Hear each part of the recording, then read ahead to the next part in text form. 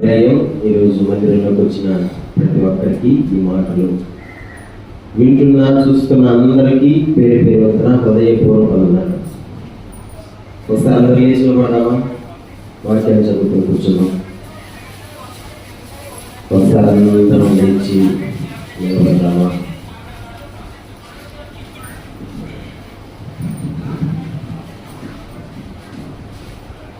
ఒక 2 చరణాలు మనందరికి వచ్చినటువంటి పాట పాడుకుంటూ దేవుని స్తుతిద్దామా? వాస్తవానికి నేను పాడాలనుకున్న ఆ పాట సుందర పాడేశాను. రైట్, ఇంకొక పాట 2 చరణాలు కలిసి పాడుకుందామా? ఎన్ని బాధలున్నను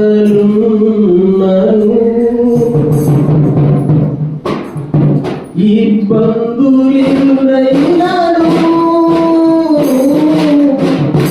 ఎంత కష్టమో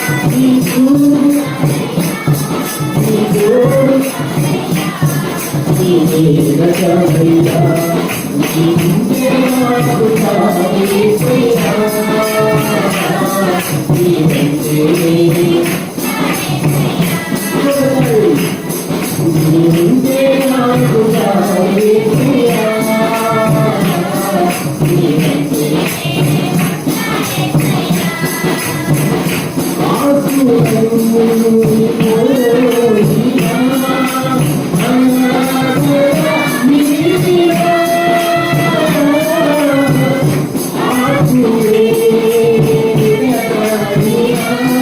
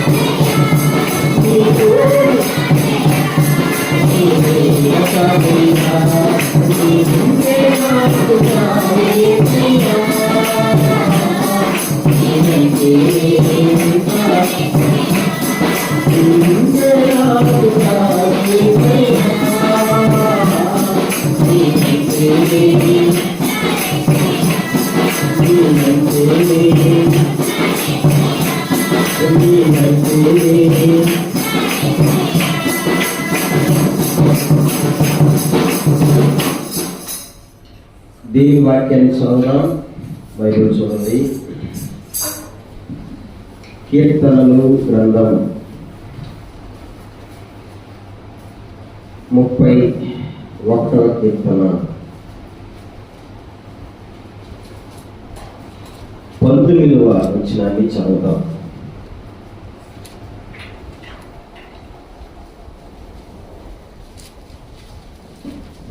కీర్తనల గ్రంథం 31వ కీర్తన.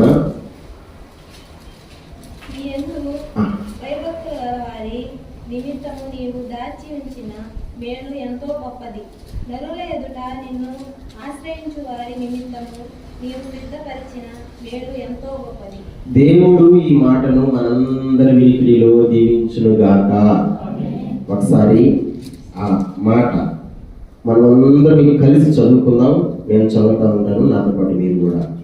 నీ యందు భయభక్తులు గలవారి నిమిత్తము నీవు దాచి ఉంచిన మేలు ఎంతో గొప్పది. నరుల ఎదుట నిన్ను ఆశ్రయించు వారి నిమిత్తము నీవు సిద్ధపరిచిన మేలు ఎంతో గొప్పది. చిన్న ప్రార్థించండి. పరిశుద్ధమైన నా తండ్రి, పరమపిత, మంచి అవకాశాన్ని, విలువైన సమయాన్ని ఇచ్చారు. అందుని బట్టి స్తోత్రం. ఈ మాటలు వింటున్నా చూస్తున్న ప్రతి బిడ్డని దీవించండి. శ్రీనివాసపురం సంఘం, ఈ సంఘంలో చేరి ఆరాధిస్తున్న ప్రతి బిడ్డను జ్ఞాపకాలు ఉంచుకోండి. ఈరోజు నీ మాటలు మీరు మాతో మాట్లాడి మా ఆత్మీయ జీవితాలకు నా ప్రభా అవసరమైనటువంటి మాటలు, మమ్మల్ని ముందుకు నడిపించేటువంటి మాటలు మీరే మాట్లాడించమని, ఈ మాటలు వింటున్న ప్రతి బిడ్డకు వారికి కావాల్సిన ప్రతి అవసరతను మీరే తీర్చి కృప చూపమని, నైనా నీ నామానికి మహిమకరంగా మమ్మల్ని అందరిని వాడుకోమని మా ప్రభువైన యేసుక్రీస్తు నామములో ఈ మనవి సన్నిధిలో పెట్టి అడిగి పొందుకొని ఉన్నాము తండ్రి. కూర్చున్నాము. తిరగకుండా ఫోన్ ఉంటే స్విచ్ ఆఫ్ చేసి పెట్టి ప్లీజ్ కాసేపు జాగ్రత్తగా మాట్లాడాలని మనం చేస్తాం. దావీదు రచించినటువంటి కీర్తనల్లో ఒక అద్భుతమైన ఒక మాటని మనం చదువుకున్నాం. ఏం చెప్తున్నాడు దావీదు ఈ కీర్తనలో అంటే, దేవుడంట తన బిడ్డల కోసం దాచిపెట్టి ఉన్నాడంట. ఏమి దాచిపెట్టున్నాడంటే మేలుని దాచిపెట్టున్నాడంట. హల్లెలూయా. ఏమి దాచిపెట్టున్నాడు? మేలు. నానా పాల్గొనాలి. మనందరికీ దాచిపెట్టుకునే గుణం ఉంటుంది, ఉండదా? అందరికీ దాచిపెట్టుకునే గుణం ఉంటుంది. మనం ఒకటి దాచిపెట్టాము అంటే అది విలువైనది అయితేనే దాచిపెడతాము. విలువ కానిది అయితే దాన్ని దాచిపెట్టే ప్రసక్తే ఉండదు. విలువ లేని దాన్ని బయట వేసి పెడతాం, విలువ లేని దాన్ని దూరంగా పెట్టి పెడతాం. కానీ విలువ కలిగిన దాన్ని ఏం చేస్తాం? దాచిపెడతాం. ఎందుకు చెప్తున్నానంటే, దేవుడు కూడా తన బిడ్డల కోసం దాచిపెట్టున్నాడంట. నేను అంటాను, ఆయన దాచిపెట్టాడు అంటే అది విలువైనదా లేదా విలువ లేనిదా? మాట్లాడాలా? విలువైనది ఉంటుందా, విలువ లేనిది ఉంటుందా? ఖచ్చితంగా విలువైనదే అయి ఉంటుంది. అందుకే దేవుడు అంటున్నాడు, బిడ్డలారా నీ కోసం నేను దాచిపెట్టున్నాను, విలువైన మేలుని దాచిపెట్టున్నాను.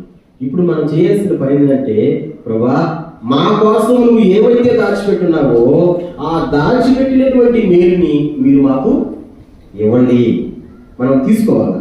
దేవుడు దాచిపెట్టిందని మనం తీసుకోవాలా? మనం అడిగితే ప్రభు అంటాడు, ఇస్తావా? ఎందుకు? నేను దాచిపెట్టింది ఎవరు? మీకోసమే, నేను ఇస్తా. కాకపోతే ఒక్క పని చేస్తే అప్పుడు ఇస్తా అంటాడు దేవుడు. హల్లెలూయా. దేవుడు ఎవరికి కూడా ఏది కూడా ఊరికే ఇవ్వను గాక ఇవ్వడు. ఈ సత్యాన్ని ప్రతి విశ్వాసి, ప్రతి దేవుని బిడ్డ తెలుసుకోవాలి. దేవుడు ఎవరికి, నాకైనా సరే మీకైనా సరే, ఎవరికి ఏది ఊరికే ఇవ్వడు. మరి ఆయన దాచిపెట్టి మనకి ఇవ్వాలి అని అంటే మనం కూడా చేయాల్సినటువంటి ఒక పని ఉంది. ఆ పని చేసినప్పుడు దేవుడు దాచిపెట్టిన మేలు మనకు ఇస్తాడు. మనం చేయాల్సిన పని ఏంటో తెలుసా? చూడండి, అదే కీర్తన గ్రంథంలోనే 81వ కీర్తన చూడండి. ఏం పని చేస్తే దేవుడు దాచిపెట్టిన మనకు ఇస్తాడు? 81వ కీర్తన చూడండి. 13వ వచనం చదువుదామా? 13వ వచనం. అయ్యో నా ప్రజలు నా మాట వినిన ఎడల, ఇశ్రాయేలు నా మార్గముల అనుసరించిన ఎడల ఎంత మేలు. ఇదిగో ఇది మనం చేయాల్సిన పని. దేవుడు దాచి ఉంచిన మేలు మనకి ఇవ్వాలి అంటే మనం ఏం చేయాలంటే, చాలా చక్కగా అంటాడు అక్కడ, అయ్యో నా ప్రజలు నా మాట వినిన ఎడల. అంటే మనము దేవుని మాట విని దానిని అనుసరించి నడవగలిగితేనంట దేవుడు దాచిపెట్టిన మీరు మనకిస్తాడు. కొన్నిసార్లు మనం పిల్లకాయలకు పని చెప్తుంటాం చూడండి, నీకు 10 రూపాయలు ఇస్తా అని అంటాం ముందు కదా. ఆ 10 రూపాయల కోసం ఈ అంటారు. కానీ ఈ 10 రూపాయలు ఇవ్వాలంటే నువ్వు నాకు అది అలా పని చేసి పెట్టాలా, నువ్వు అంగడికి వేసి రావాలా, లేదా అలా పని చేసి పెట్టాలా. ఆ పని చేసి పెట్టేవంటే ఈ 10 రూపాయలు ఇస్తా అంటాం కదా. దేవుడు కూడా ఏమంటాడంటే మీ కొరకు దాచిపెట్టినటువంటి మేలు మీకు ఇవ్వాలంటే ఏం చేయాలంట? ఆయన మాటలను విని వాటిని అనుసరించి నడవాలి. మనిషికి ఉండేటువంటి ఒక పెద్ద తలకాయ నొప్పి అలవాటు ఏంటో తెలుసా? తలకాయ నొప్పి అలవాటు ఏంటో తెలుసా? అందరూ నా మాట వినాలి అని అనుకుంటారు. అర్థం కదా? నా మాట వినాలి, కానీ వీళ్ళు మాత్రం ఇంకొక మాట ఏమరా నా మాట వినాల్సిందే, నేను మాత్రం ఇంకో మాట వినను. అందుకే నేను అన్నాను, ఇది ఒక పెద్ద తలకాయ అలవాటు కాదు. దేవుడు అంటున్నాడు, నా మాట వినండి, నా మాటని అనుసరించి నడవండి, అప్పుడు మీ కొరకు నేను దాచిపెట్టిన మేలు మీకు ఇస్తానంటున్నాడు. స్తోత్రం చెప్తామా? ప్రియ సంగమా, ప్రియ దేవుని బిడ్డ, దేవుని మాట మనం వినాలరా, విని దాన్ని అనుసరించి నడవాలా. నడిచినప్పుడే దేవుడు మన కొరకు దాచిన మేలు మనకి ఇస్తాడు. మనం పాట పాడుతుంటాం ఉన్నప్పుడు పద్ధతిగా పాడతాం. పాట ఏం పాట తెలుసా? ఏం పాట? కానీ బాగా ఇష్టంగా పాడేదా? ఏం పాట? మేలు. ఈ మేలు కదా, ఒక్కొక్కరికి ఒక్కొక్క పాట అంటే ఇష్టం, దాన్ని ఎక్కువసేపు పాడుతుంటారు కదా. ఏది ఆ పొలం పడదామా? మేలు నీ మేలు మరచిపోలేనయ్యా.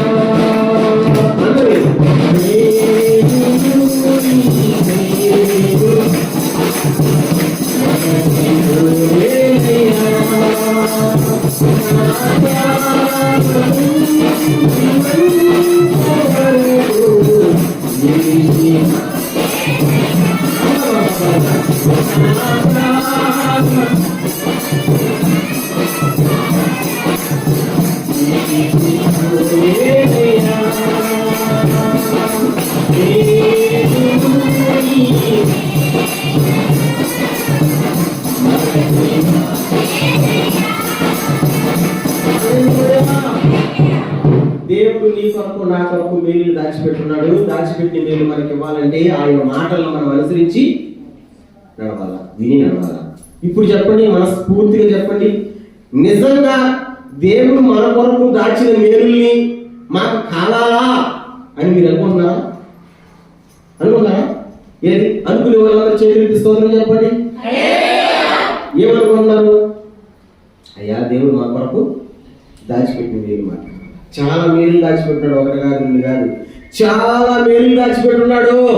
ఆ అన్ని మేలుల్లో నుంచి నేను వడగట్టి ఒక 3 మేలు మీకు చెప్పి నా ప్రసంగా నాకు వస్తా. అంటే దేవుడు మన కొరకు దాచిపెట్టినటువంటి మేలులో 3 మేలు చూద్దామా? మొదటి మేలు ఎక్కడ ఉంటుంది? ఈ 3 మేలు అంటే ద్వితీయోపదేశకాండంలో ఉంటాయి. చూడండి, ద్వితీయోపదేశకాండం 28వ అధ్యాయం. 28వ అధ్యాయం. ఈ అధ్యాయం వదిలిపెట్టకండి. ఈ అధ్యాయంలోని 3 మేలులు మనం చూద్దాం. ద్వితీయోపదేశకాండం 168వ పేజీ, 168వ పేజీ, 168వ పేజీ, 28వ అధ్యాయం మొదటి నుంచి చూద్దామా? నీవు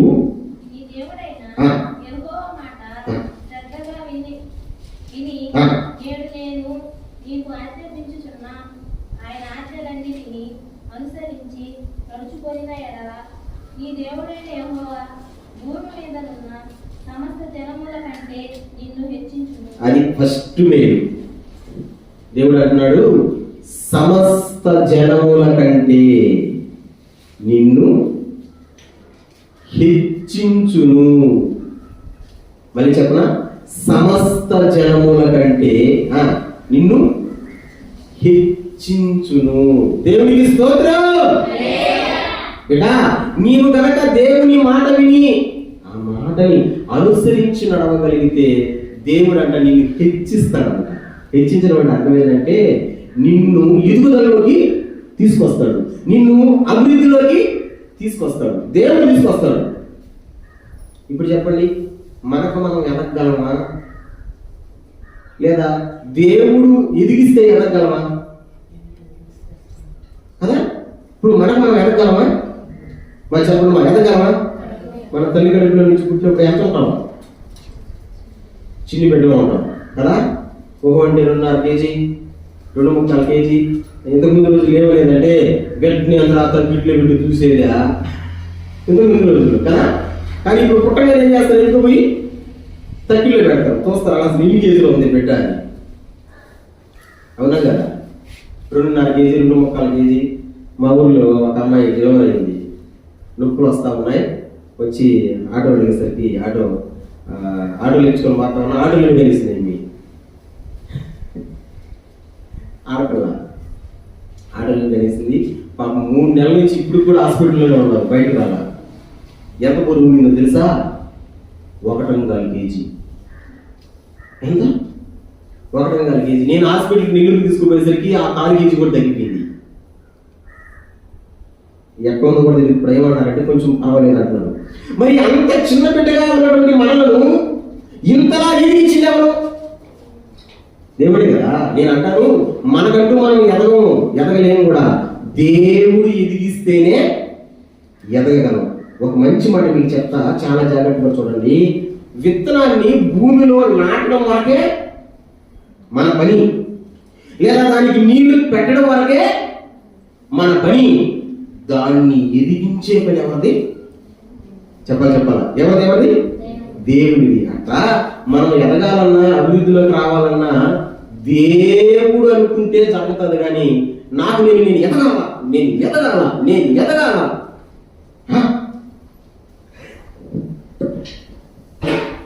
నాకు ఒక పాఠం గుర్తు వస్తుంది. మేము చదువుకునే రోజుల్లో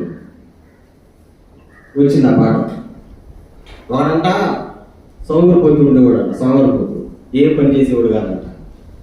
అరుగు మీద కొడుకుని ఉంటే ఒక ఆయన టెంకాయ చెట్టుకి టెంకాయలు కోసేదానికి జనాల దగ్గరకు వస్తే అందరూ పళ్ళు గెలిపినారు, ఈ సోమరిపోతుడు ఒక్కడే ఉన్నాడు.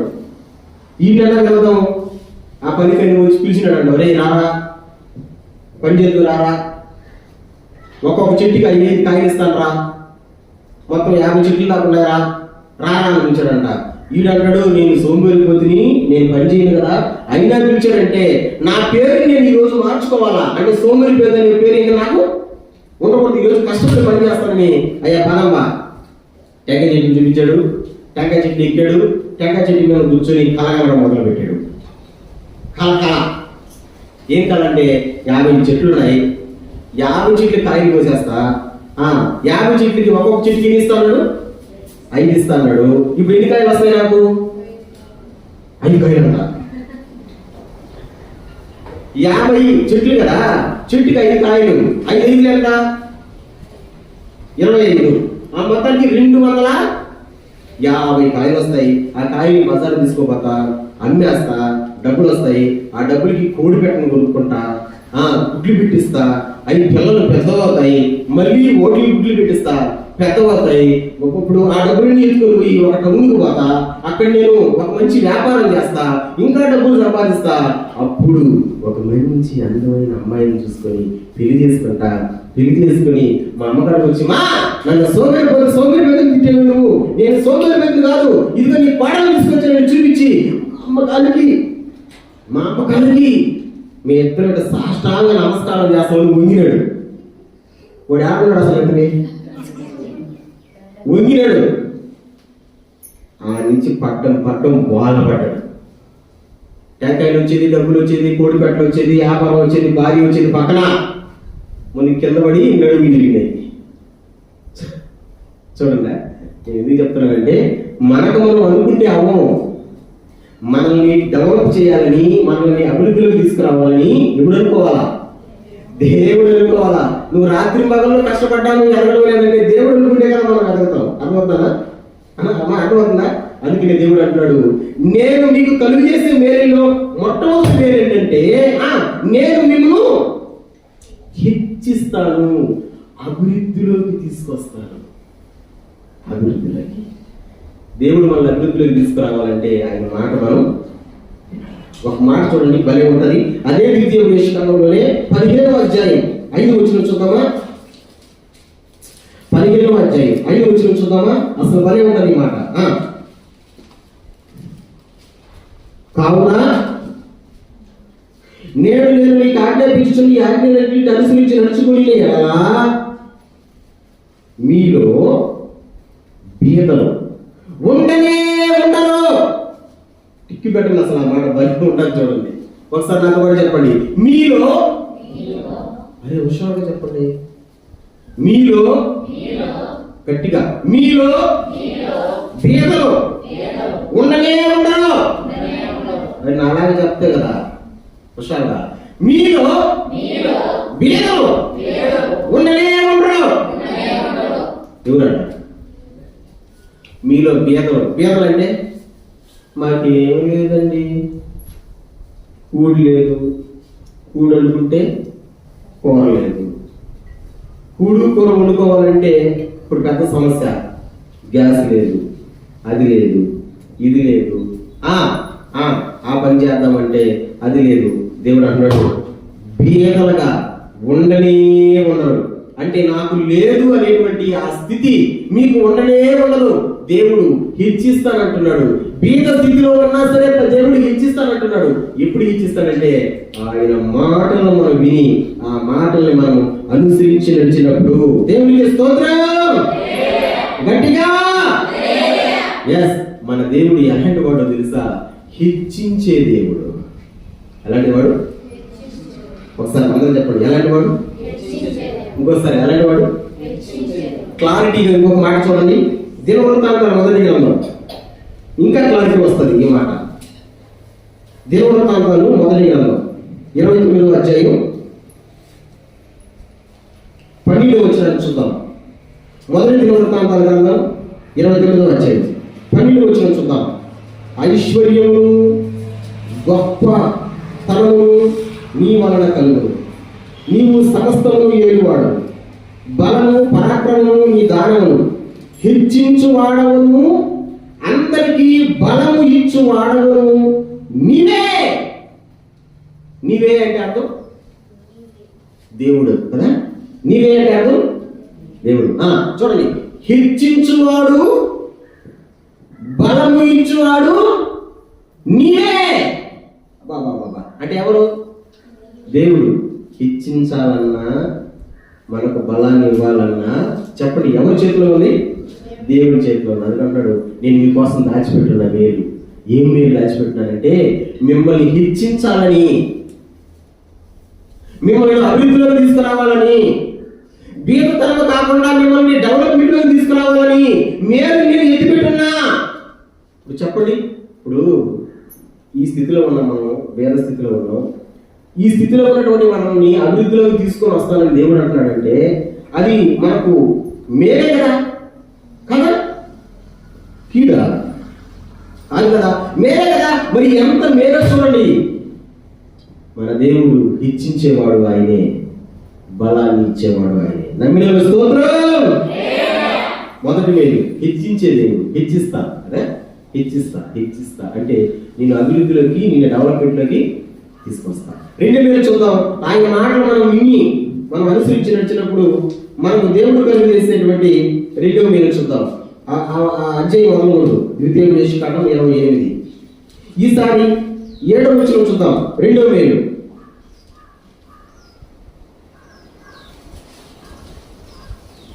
చదువుగా చదువుతాను. 28వ అధ్యాయం 7వ వచనం.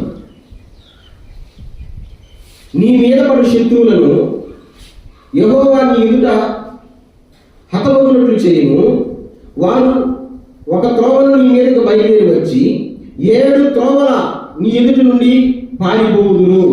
స్టార్టింగ్ మాట చూడండి. నీ మీద పడు నీ శత్రువులను యెహోవా నీ ఎదుట హతమగునట్లు చేయును. అసలు భలే మేలిది. ఏంటా మేలంటే మన శత్రువుల మీద మనకు జయాన్ని ఇస్తాడంట. మన శత్రువుల మీద మనకు జయాన్ని ఇస్తాడంట. మన శత్రువుల మీద. ఇప్పుడు చెప్పండి, మనకుంటారా శత్రువులు? ఉన్నారా? లేరా? లేరా? శత్రువులు 2 రకాలు నమ్మవు. శత్రువులు 2 రకాలు. కంటికి కనిపించే శత్రువులు, కంటికి కనిపించని శత్రువులు. కొంతమంది కంటికి కనిపిస్తారు, అంటే మనమందరే మనల్ని వెతుకుంటాం. నువ్వు ఇటు వేసుకుంటావు, ఏంది మెటికి వేసుకుంటారు, దుమ్మెత్తి పోసుకుంటారు. వీళ్ళు కంటికి కనిపించే శత్రువులు. నేను అంటాను, వీళ్ళు ఒక రకంగా మంచివాళ్ళే. ఎందుకంటే మన కంటికి కనిపిస్తున్నారు కదా, అందుకని మనం జాగ్రత్త పడవచ్చు. ఒకందుకు వీళ్ళు మంచోళ్ళే, కానీ 2 రకంలో ఉన్నారు. చూడండి, ఎవరు 2 రకంగా? కంటికి కనిపించిన వాళ్ళు మనతోనే ఉంటారు, మనతోనే తిరుగుతారు. మా మామ, అల్లుడా, యమ్మ, వాళ్ళకి ఇష్టం వచ్చిన పేరుతో పిలుస్తూ ఉంటారు. మనం అనుకుంటాం, వా ఈ మనిషి కాడ మనం అంటే ఎంత ప్రేమ ఉంది, ఈ మనిషి కాడ మనం అంటే ఎంత ఇది ఉంది, అది ఉందని మనం అనుకుంటాం. కానీ అసలైనది లోపల ఉంటుంది. పైకి అమ్మ అంటుంటారు, పైకి నాన్న అంటారు, లోపల మన మీద భయంకరమైనటువంటి ఈర్ష్య, ద్వేషం, కుళ్ళు, అసూయ, ఇలాంటివన్నీ ఎక్కడ ఉంటాయి? లోపల. పైకి నిన్న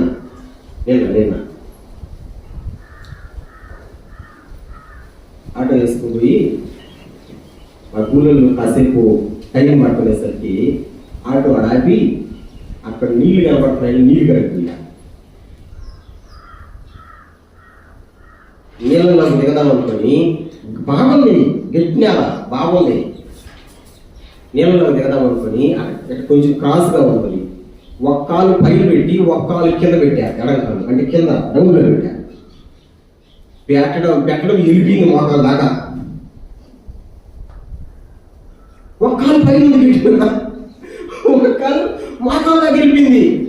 ఇప్పుడు ఎడ చేయాలా?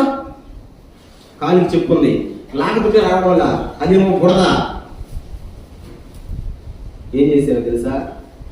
అవుతారేమో ఇంకా నా గట్టి మీద కూర్చొని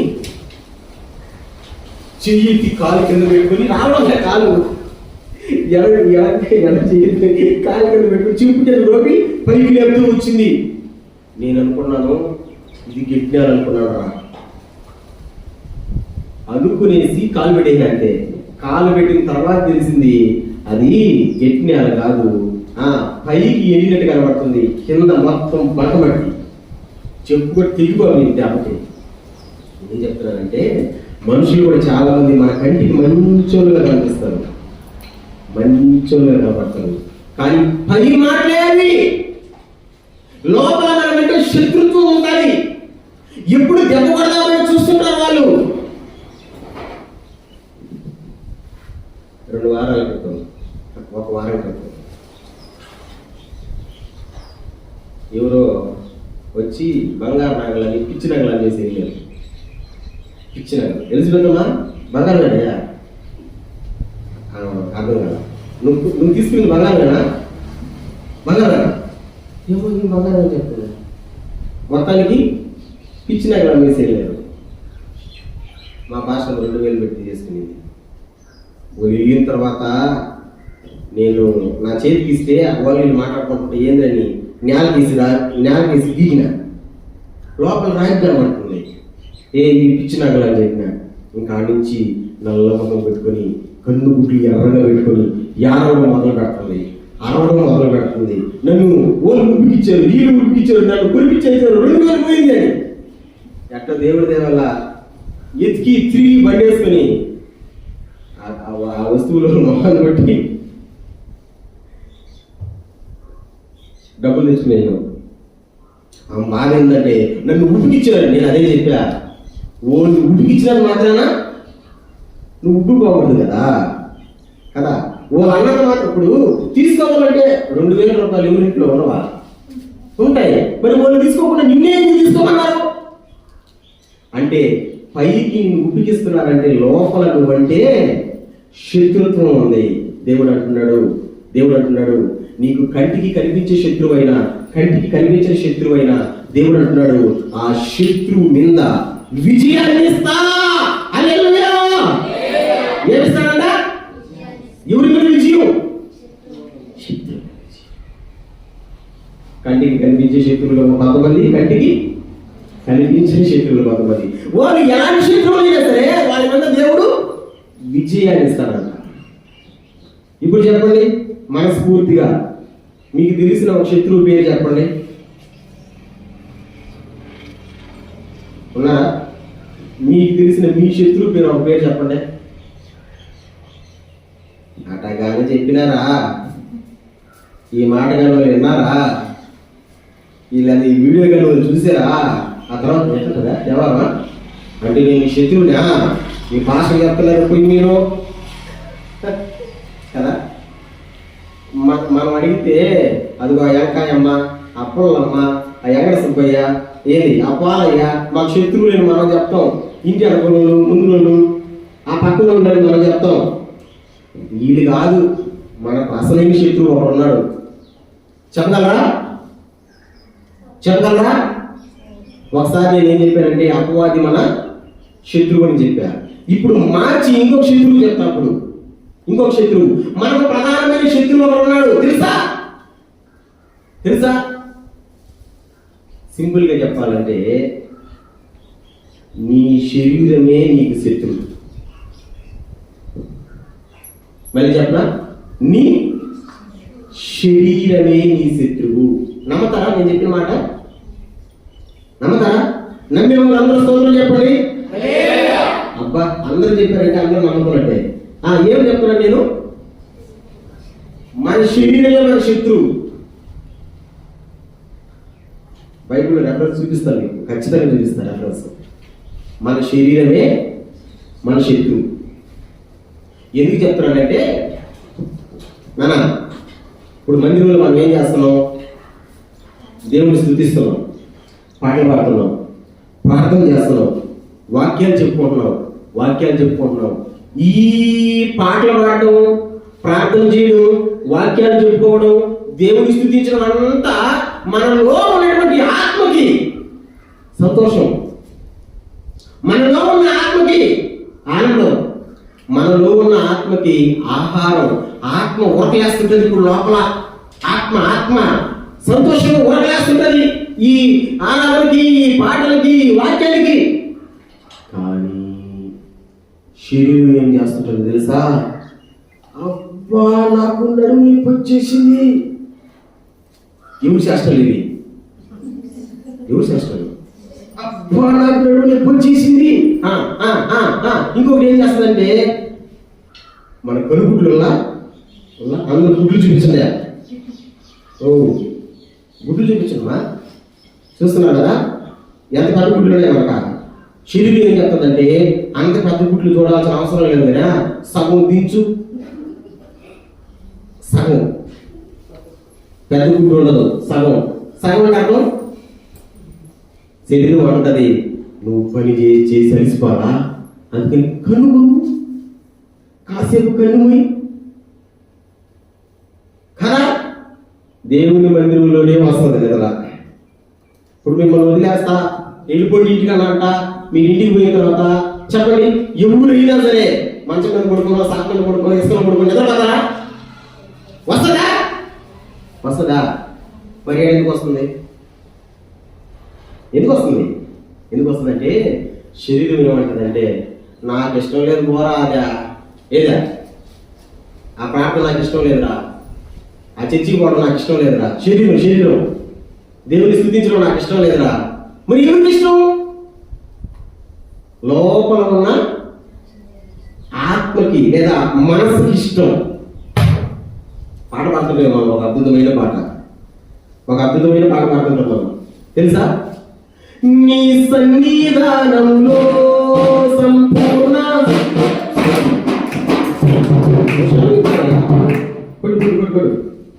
నీ సన్నిధానంలో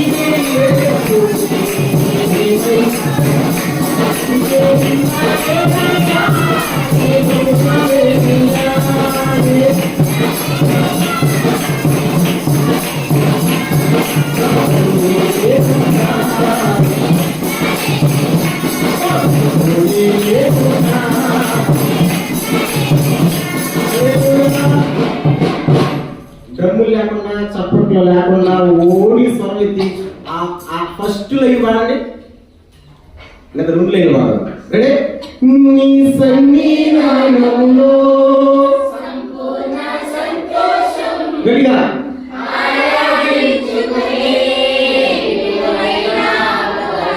మళ్ళీ నీ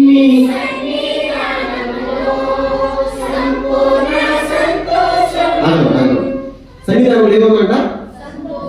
గట్టిగా ఏమవుతుందంట? ఈ సన్నిధానంలో ఉన్న సంతోషం శరీరానిక ఆత్మక? శరీరానికి సంతోషమా? అవునా? ఆత్మకి సంతోషం, ఆత్మ అల్లాడుతుంటారు లోపల, ఆత్మ సంతోషపడుతుంటారు లోపల. శరీరం మాత్రం అమ్మా నాయనా ఇంకా ఇప్పుడు వదులుతాడు నాయన మనిషి. శరీరానికి సంతోషం ఎప్పుడు వస్తుంది చెప్పనా? దీన్ని తీసుకుని బంగాళాఖాతంలో దెయ్యాల, బంగాళాఖాతంలో దెయ్యాల. బంగాళాఖాతం అంటే ఏం కాదు, మన సముద్రం పేరు అది. శ్రీనివాసపుర సముద్రం, కొత్తపట్నం సముద్రం, తూపులపల్లి సముద్రం అది కాదు మన సముద్రం పేరు. మన సముద్రం పేరు బంగాళాఖాతం. తూర్పు ఉండేది బంగాళాఖాతం. దీన్ని తీసుకుపోయి బంగాళాఖాతంలో దొరికి అంటే మొదలండి, అప్పుడు ఉంటుంది దీనికి కుశాలా తేలిగా. చూసారా మీరు ఎప్పుడైనా? ఇసుకలో ఎక్కడ బొమ్మలాడుతుందో, నీళ్ళలో ఎక్కడ దొరుకుతుందో, అది సంతోషం దీనికి. ఇంకోటి ఏమో సంతోషం తెలుసా?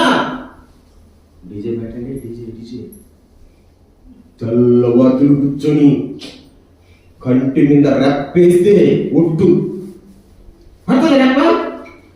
ఎందుకంటే చెప్పండి, శరీరానికి సంతోషం.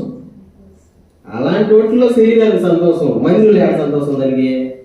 అందుకే కదా శరీరానికి అలసిపోయి అల్లాడిపోయి బాధలు పడిపోతున్నాడు శరీరం. మందిరంలో కూర్చోవాలన్నా, ఆరాధన చేయాలన్నా. నేను ఒక మాట చెప్పనా? ఆత్మని సంతోష పెట్టేవాడు మందిరంలో కూర్చుంటాడు, శరీరాన్ని సంతోష పెట్టేవాడు మందిరానికి బయట ఉంటాడు. శరీరం మాట ఇల్లు ఉంటాడు, ఆడ మనిషి కానీ మగ మనిషి కానీ. శరీరం మాట కనుక ఇంటే మందిరంలోకి రారు, ఎంటర్ రోజు. ఎందుకంటే శరీరం చెప్తున్నది నువ్వు అక్కడ బాబా ఆడకు పోయినావంటే నాకు నిద్ర వచ్చేస్తుందా. యేసుప్రభువు చెప్పాడు అద్భుతమైన మాట. ఏమన్నాడు? ఆత్మ సిద్ధమే కానీ, అబ్బా చెప్పండి, ఆత్మ సిద్ధమే కానీ. ఇదే విధంగా రాత్రి అంతా వాక్యం చెప్పినా సరే ఆత్మ అల్లాడుతుంటది, అంటే కేరింతలు కొడుతుంటది ఆత్మ. రాత్రి అంతా వాక్యం చెప్పినా దానికి సంతోషం. మీరు ఎప్పుడైనా లేక కూడా వాళ్ళ అమ్మగారు పాలు తాగినప్పుడు చూసారా? లేక కూడా పాలు తాగినప్పుడు చూసారా? చూడరా? పని కుక్క వాళ్ళ అమ్మగారు పాలు తాగినప్పుడు చూసారా? చూసుంటారు కదా. మా పాలు తాగినప్పుడు ఎడతారు కదా, తాగి నువ్వుగా తాకుండా తాగుతుంటాయి కదా. నేనంటే నువ్వు పాలు గుడ్డుగా తాగు, మరి తాగిన కుక్కరావు చెప్పాలా? తాగినది.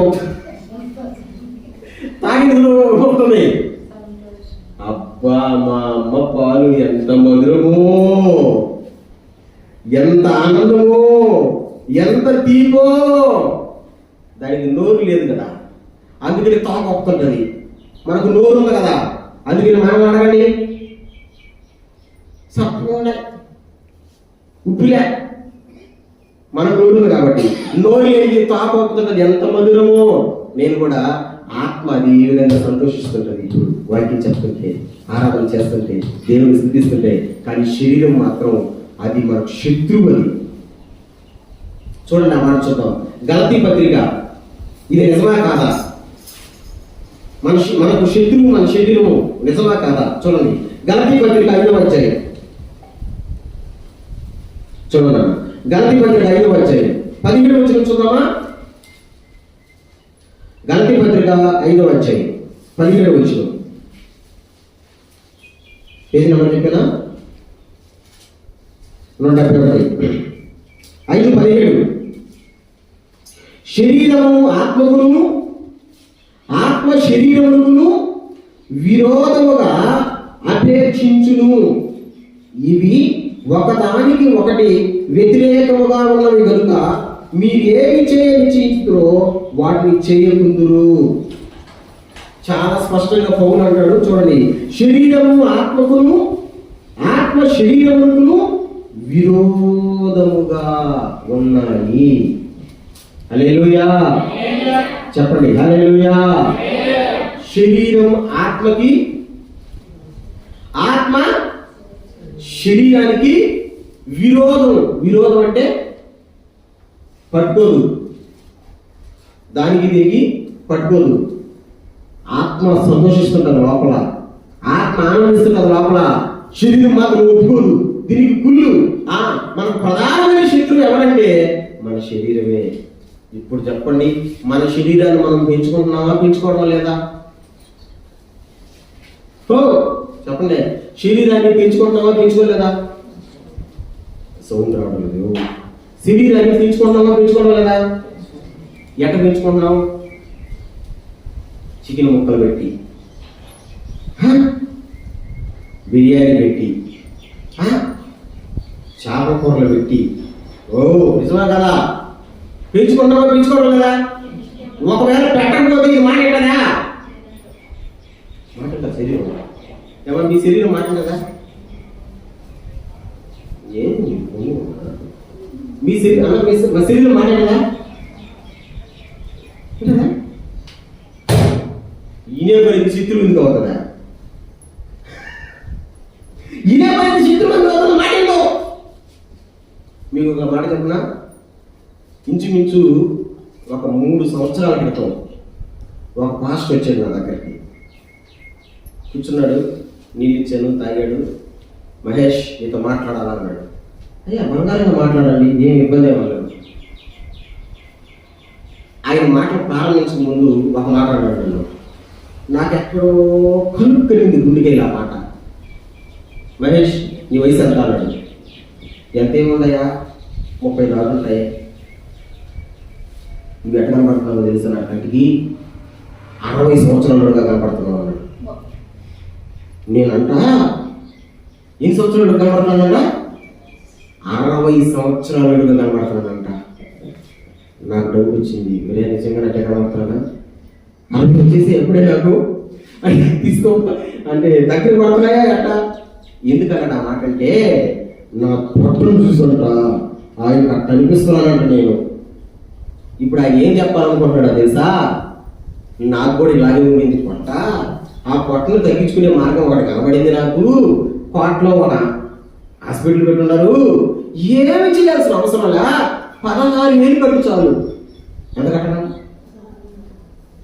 వాళ్ళు ముందులు ఇస్తారు, ఆ ముందులు నేను వాడే చూడు షర్ట్ వేసుకొచ్చినాడు, హాఫ్ షర్ట్ ఏడాది ఒక షర్ట్ వేసుకొచ్చినాడు. ఇట్టంటే కన్నీ కనబడాలా? కొంతమంది వేసుకుంటారు చూడండి కదా. కథక్కని వేసుకునేది ఎవరక్క? అరే కథక్కని వేసుకునేది ఎవరా? మీరే కదా. మేము వేసుకోవచ్చా కథక్కన? నాకు అవసరం లే, మేము ఫ్రీగా ఉండొచ్చు, మేము అనుకోలేదు కదా. కానీ కొంతమంది ఎట్టేసుకోమరా, ఇక్కడ చెయ్యి కనగా గుర్రాల కర్రలు అన్నట్టుగా అట్ట వేసుకుని వచ్చి షర్టు టైట్ షర్ట్ వేసుకుని వచ్చి నన్ను ఎగతాలు చేస్తున్నాడు. నేను 16,000 కదా నాయన, ఖచ్చితంగా నేను కూడా నా కొండను కలిగించుకుంటా, కర్తానికి డబ్బులు ఉన్నప్పుడు పొమ్మని చెప్పిన. ఆయన వెళ్ళిపోయాడు. కరెక్ట్గా సంవత్సరం తర్వాత మళ్ళీ ఆ వ్యక్తిని నేను చూశాను. తగ్గిపోయింది. దానికి డబ్బు వచ్చింది ఇప్పుడు. నేను వేసుకున్న షర్ట్ అసలు పట్టదు. ఎవరికా?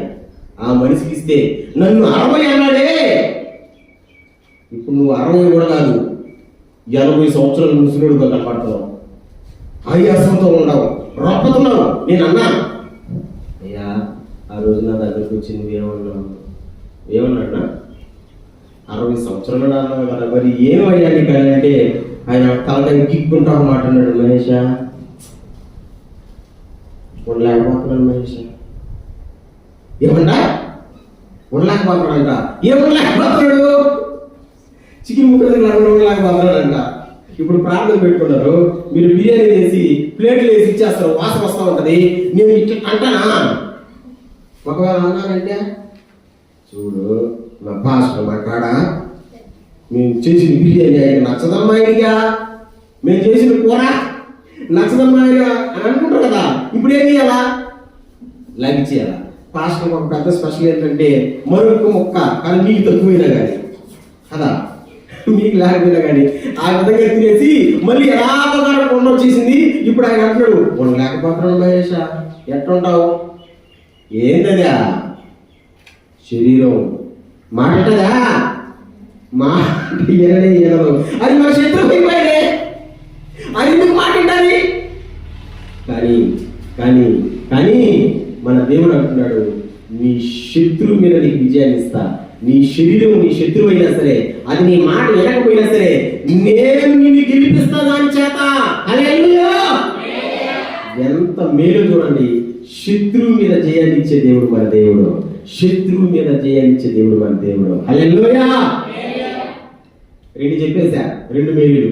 చెప్పండి చెప్పండి. దేవుడు కలిగి చేసే 2 మేలులో ఫస్ట్ మేలు హెచ్చిస్తాడు, అభివృద్ధిలో తీసుకొస్తాడు. ఆ 2వ మేలు శత్రువు మీద జయాన్ని ఇస్తాడు. చెప్పండి, ఎవరు మన శత్రువా? దెయ్యమా? దాన్ని బాగా సాక్కుంటున్నా మనం, సాక్కోవడంలే. ఎంత సబ్బు రొక్కుతున్నావా? సబ్బు ఎంత రొక్కుతున్నావా? ఎంత సబ్బు రొక్కుతున్నావా? బొప్పాయి యాపాకు ఏంటి అన్నా? సబ్బుల పేర్లు. ఒక్కొక్క సబ్బు 50 రూపాయల నుంచి మొదలు పెడితే 100, 150, 200 పిట్టి బొమ్మలాగా రావాలంట. దేని గుర్తేది? ఆ శరీరుడు ఎవరు? ఎంత బాగా సాక్కుంటున్నామో మన శత్రువులు మనమే సాక్కుంటున్నాం. అందుకని మాట్లాడదు. అందుకని దేవుడు అంటాడు, ఆ శత్రువు మీద కూడా నీకు జయాన్ని ఇస్తా. స్తోత్రం చెప్పండి. 3వ మేలు చూద్దాం. 3వ మేలు దేవుడు మన కొరకు ఎత్తిపెట్టిన 3వ మేలు 28వ అధ్యాయం. ఎక్కడ? ద్వితీయోపదేశకాండం 28వ అధ్యాయం 11వ వచనం చూద్దామా? 11వ వచనం. ఓహో, నన్నే చదువుకుని వదిలేసారా?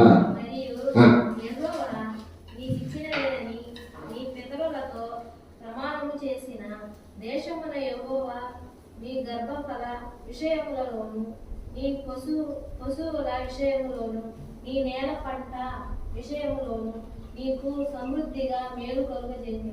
బా, ఆ మాట నాకు కూడా అందరూ చెప్పండి. నీకు కొంచెం సౌండ్ పెట్టండి. నీకు సమృద్ధిగా మేలు కలుగు చేయను. గట్టిగా చెప్పండి. మీకు సమృద్ధిగా మేలు కలుగు చేయను. ఒకసారి మీరే గట్టిగా మీకు ఓరే నాయన జరిగిపోతుంది. చెప్పండి మా ఒక్క చిన్న పర్వాలేదా? చెప్పండి. మీకు